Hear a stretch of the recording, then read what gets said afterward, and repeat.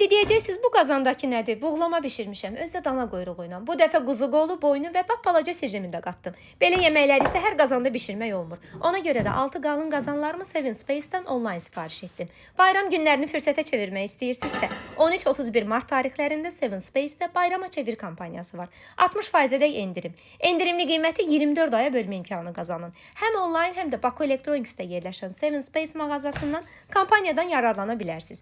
Mənim üçün asan olan dana quyruğunu doğrayıram. Quyruğun altında paralel gedən ağ vətər görəcəksiniz. Bu vətərlərin birləşdiyi nöqtədən bıçağı vurun, kəsiləcək.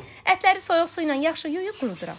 Qızmar tavada 2 tərəfli mühürləyirəm. Belə olan halda ətin kəfi çox çıxmır. Qazana soğan, rəngli bibər, sarımsaq, limon, pomidor, qat-qat yığıb dəstə halında göyərti də qatıram. Tərxum mütləqdir, yoxsa buğlamanı bişirmərəm.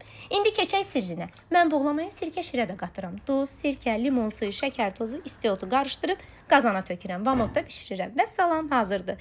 Bu yeməyin izahatını yazsam belə yazardım. Suyu özündən, əti suyundan daddı, əlbəttə ki buğlama.